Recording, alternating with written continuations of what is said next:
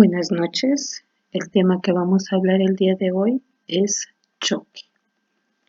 Primero vamos a hablar qué es el choque. Es un síndrome que se caracteriza por un deterioro grave en los signos clínicos tales como el estado mental, color de las membranas mucosas, tiempo de llenado capilar, frecuencia cardíaca y la calidad del pulso. Cuando hay un choque, hay un fracaso en la síntesis energética celular y aparece en forma secundaria a fenómenos de hipoperfusión tisular asociado a un flujo sanguíneo insuficiente.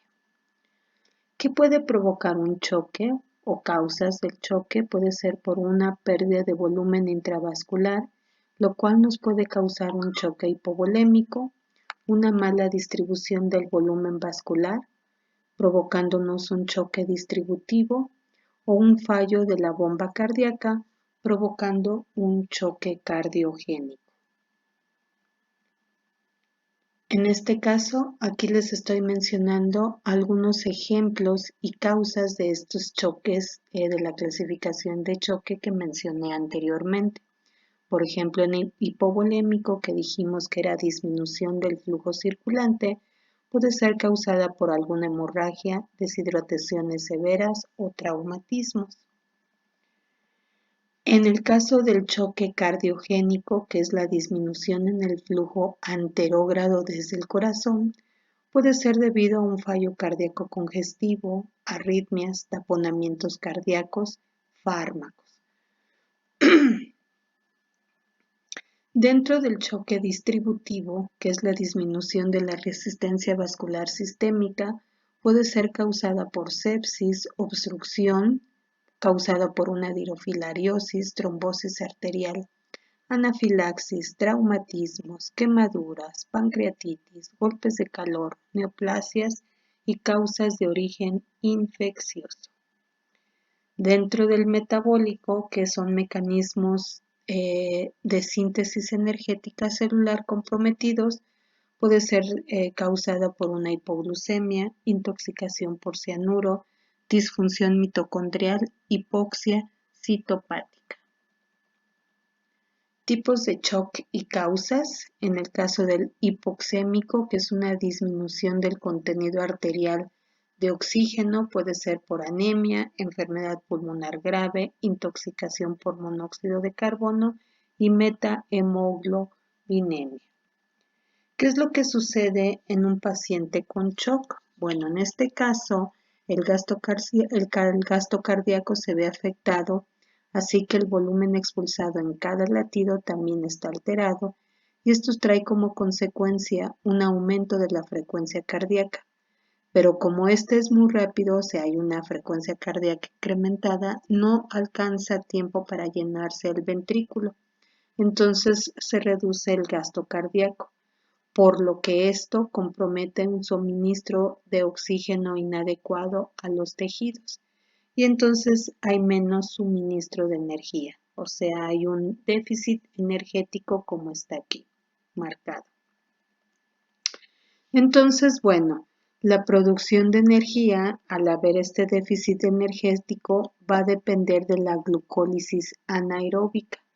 Esto provoca una acumulación de lactato para que pueda haber ATP. Recuerden que este es para la producción de energía, pero provoca la acumulación de iones de hidrógeno, por lo que estos iones de hidrógeno se van acumulando junto con el lactato y esto va a provocar una acidosis láctica metabólica. Entonces, ¿qué es en resumen? Aquí hay una disfunción mitocondrial, ¿sí? Y por lo tanto se va a perder la integridad celular por todo lo que les mencioné anteriormente.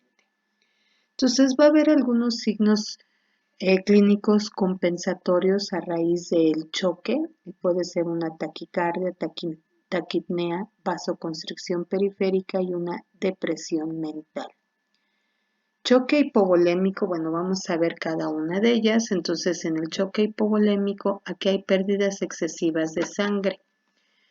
Estos inician los mecanismos compensatorios que se están encargados de restituir el volumen circulatorio. Entonces va a haber un incremento de la actividad simpática causando vasoconstricción, aumento de la frecuencia cardíaca y contractibilidad, y consecuentemente un aumento del gasto cardíaco. Pero la vasoconstricción extrema promueve el trasvase de fluidos desde el espacio intersticial e intracelular al intravascular, junto con la reducción del volumen circulante. Entonces, todo esto que les mencioné va a activar el sistema renina-angiotensina-aldosterona y la liberación de la ADH, provocando retención de sodio y agua en el organismo.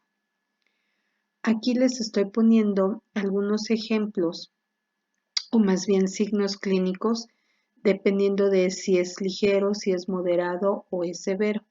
Por ejemplo, el estado normal en ligero hay una depresión moderada, si es moderado esto, hay una depresión, y si es severo, hay una depresión muy marcada.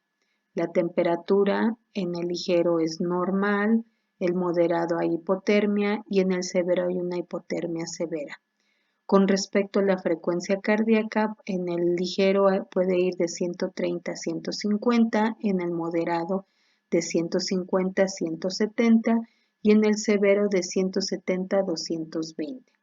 Con respecto a las membranas mucosas, pueden estar congestivas en el ligero, en el moderado pueden estar rosadas pálidas y en el severo está descompensado.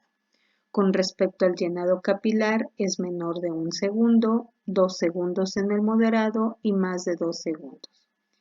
Otros signos puede ser la amplitud del impulso nervioso, en el ligero está incrementado, en el moderado disminuido y en el severo está muy disminuido. La duración del pulso está ligeramente disminuido en el ligero, moderado está disminuido y en el severo es muy disminuido. El pulso metatarsiano se puede detectar fácilmente en el ligero, palpable en el moderado y severo no se puede detectar. Con respecto a la presión arterial es normal, en el moderado está disminuido y en el severo está muy disminuido. Los niveles de lactato en el ligero van de 3 a 5, en el moderado de 5 a 8 y en el severo hay más de 8. Entonces, con otro choque es el cardiogénico. Aquí hay un inadecuado metabolismo celular secundario a disfunción cardíaca, en ausencia de deficiencias del volumen intravascular. La consecuencia final de lo anterior es de que todos estos cambios hay una perfusión tisular disminuida, una presión venosa pulmonar incrementada, lo que me va a provocar la aparición de edema y disnea. El paciente puede presentar depresión mental, desorientación, extremidades frías, palidez de mucosas, prolongación del llenado capilar. Podemos ver también taquipnea debido al fallo cardíaco congestivo o bien a una alcalosis respiratoria compensada. Con respecto al choque distributivo, esto se produce cuando existe una mala distribución del flujo sanguíneo circulante que conlleva la disminución de la resistencia vascular, la hipoxia tisular y el metabolismo anaerobio celular. Entonces, en el choque distributivo se suele presentar en pacientes con un síndrome de respuesta inflamatoria sistémica. Esto es lo que quiere decir SIRS. Entonces, aquí en el choque distributivo hay un proceso infeccioso, es lo que le llamamos choque séptico, y es caracterizado por el fracaso circulatorio agudo, hipotensión refractaria. Hay un incremento de la permeabilidad capilar, alteración de la microcirculación. Cuando es un proceso inflamatorio, el compromiso circulatorio está asociado a las siguientes fases, o sea, esto es un choque séptico. Lo que hice aquí es únicamente separarlo para hacerlo más didáctico. Entonces aquí vemos que en este proceso inflamatorio hay una fase hiperdinámica, una fase descompensada temprana y una fase descompensada tardía. Vamos a hablar cada una de estas fases. Con respecto a la fase hiperdinámica, El paciente puede estar normal, entre comillas, gracias a la activación neurohormonal, que son las catecolaminas, la ACTH, los glucocorticoides y el glucagón. Podemos observar taquicardia, taquipnea, pirexia, pulso hiperdinámico e hiperemia de las mucosas. Eso es con los perros, pero en los gatos aquí no están marcados los signos anteriores, pero se pudiera llegar a observar una palidez de mucosas, pulso débil, extremidades frías, hipotermia, debilidad generalizada. Con respecto a la otra fase, que es la descompensada temprana, aquí hay signos de hipoperfusión e hipotensión, bajo gasto cardíaco y una mayor disfunción endotelial. Y se activa la serie leucocitaria con el sistema hemostático, por lo que pueden formarse microtrombos y obstruir los capilares, interfiriendo más la perfusión de los órganos, tejidos y captación de oxígeno, al comenzar con edema intersticial tisular secundario. Podemos ver taquicardia, palidez de mucosas, prolongación del llenado capilar, hipotermia, pobre calidad del pulso, depresión mental, además de una disfunción orgánica, como azotemia, oliguria, anuria, hiperbilirrubinemia, coagulación intravascular diseminada. En la última fase, que es la descompensada tardía, aquí en este caso es la fase final de la sepsis y sin intervención clínica del médico puede provocar una muerte. Entonces, ¿qué es lo que pasa con el cerebro y el corazón? Van a perder la capacidad para mantener el flujo preferencial. Hay pérdida total del control vasomotor y la contractilidad cardíaca está muy comprometida. Hay hipoperfusión renal, habiendo anuria y la progresión del daño inflamatorio en la membrana alveolo-capilar pulmonar, derivando una insuficiencia respiratoria, edema pulmonar de origen inflamatorio. Esto le llamaríamos síndrome de distrés respiratorio agudo. En el choque metabólico, este se puede presentar cuando, a pesar de que los tejidos muestran una adecuada perfusión y oxigenación, hay problemas intracelulares que interfieren en la producción de energía. En el choque hipóxico, aquí aparece cuando los tejidos están siendo adecuadamente perfundidos, pero la captación del oxígeno no es la adecuada, o sea, es insuficiente. Y podemos encontrar una hipoxemia, una metahemoglobinemia o una carboxihemoglobinemia. En la hipoxemia es un bajo porcentaje de la saturación de hemoglobina o bajo valor de la presión parcial de oxígeno en sangre. Puede ser debido a un problema pulmonar o anemia.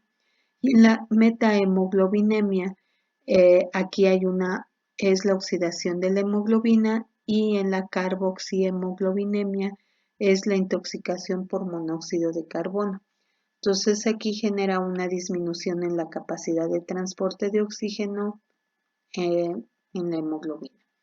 Entonces aquí les estoy poniendo algunas herramientas que podemos utilizar para llevar a cabo el diagnóstico. En este caso, aparte de los signos clínicos. El uso del electrocardiograma me puede indicar arritmias. El uso del ultrasonido podemos determinar si hay fluidos en la cavidad abdominal o ver cómo es la contractibilidad cardíaca o si hubiese alguna efusión. Si se llegara a tomar una radiología abdominal, en este caso es para detectar si hay fluidos, aire, evidencia de trauma. Si es torácica, enfermedad del parénquima pulmonar o trauma. Si se hace el uso de la oximetría, bueno, nos sirve para diagnosticar hipoxia e hipoventilación. Si para medir la sangre arterial si queremos detectar hipoxemia, diagnósticos de disturbios ácido-base, es necesario la sangre arterial. También con la sangre podemos hacer pruebas de hematología o químicas sanguíneas. En este caso me puede ayudar a diagnosticar anemias, hemoconcentración, hipoproteinemia. También con respecto a la sangre podemos detectar los electrolitos y en este caso para ver si hay desórdenes de sodio, potasio o cloro. ¿Qué tratamiento vamos a poder dar? Bueno, vamos a hablar cada uno de los choques que vimos anteriormente. En el caso del hipovolémico, la base del tratamiento son los fluidos intravenosos. Entonces, recordemos que si no podemos checar o encontrar estas vías de acceso, se puede utilizar la intramedular como se mencionó en curso anterior. Entonces podemos utilizar los cristaloides isotónicos, los cristaloides hipertónicos y las soluciones coloidales sintéticas, o bien la combinación de estos, como lo menciono más adelante. Entonces, por ejemplo, los cristaloides isotónicos puede ser el Ringer lactato, la solución de Ringer, la solución salina fisiológica, y aquí les estoy mencionando las dosis. Si utilizamos los coloides, podemos tener el hidroxietilalmidón y aquí están las dosis, o bien el suero salino fisiológico hipertónico al 7.5%, o bien el coloide más la combinación del más la combinación del suero hipertónico al 7.5%. En el caso del choque hipovolémico, en aquellos casos donde la restitución del volumen circulante con fluidos cristaloides, bueno, estoy hablando del mismo, ¿no?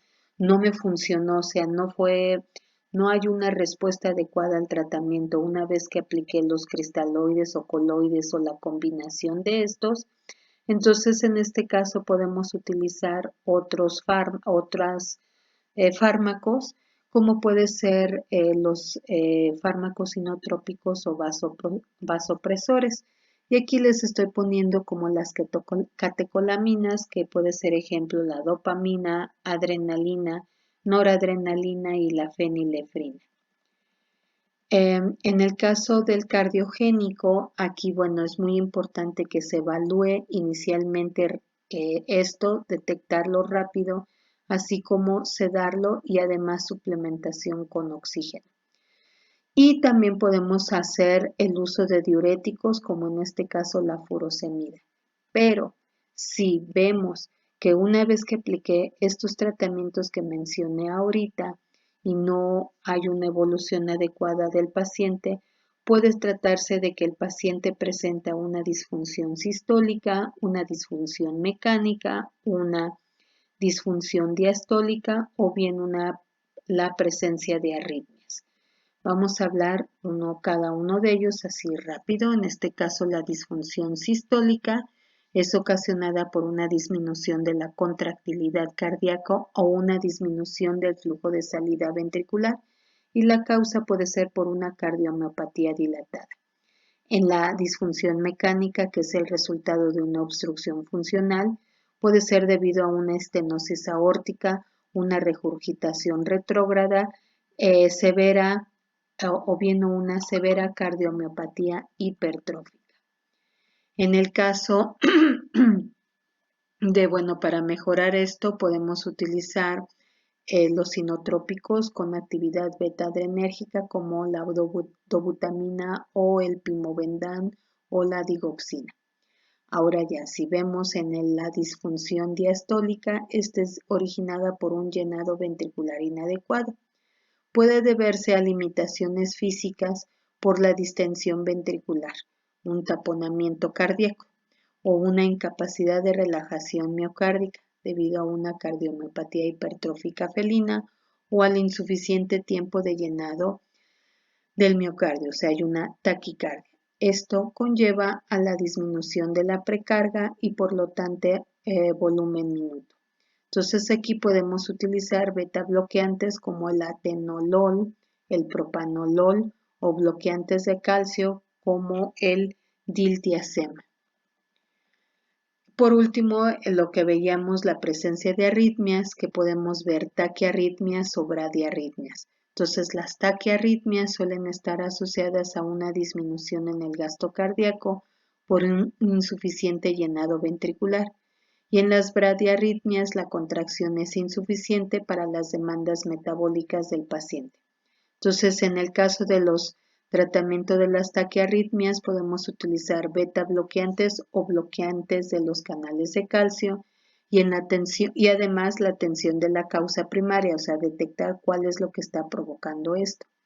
En caso de arritmias ventriculares, el tratamiento de elección es la lidocaína. En las bradiarritmias podemos utilizar la atropina. Y si hay estadios refractarios, podemos utilizar la dobutamina.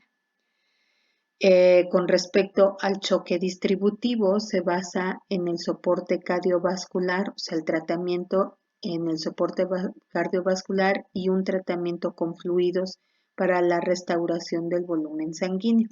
Aquí podemos utilizar, como ya se mencionó anteriormente, la combinación de los coloides y los cristaloides. Y también es importante normalizar la presión arterial. Otro aspecto importante con respecto a que hay, en este caso, en este choque distributivo que dijimos que hay una sepsis, es la identificación del foco de la infección. Por eso es importante utilizar antibióticos. Se recomienda realizar pruebas para detectar qué antibiótico es el idóneo. Además, bueno, se piensa que estos individuos pueden generar una insuficiencia adrenal, por lo que se puede utilizar la hidrocortisona o dexametasona. Ahora, si medimos los valores de glucosa y están muy bajos, podemos utilizar bolos de glucosa. Si hay una buena producción de orina, si no hay una buena producción de orina, puede ser de que no se ha restaurado adecuadamente el volumen circulatorio. Entonces podemos utilizar diuréticos como el caso de la furosemida, por ejemplo.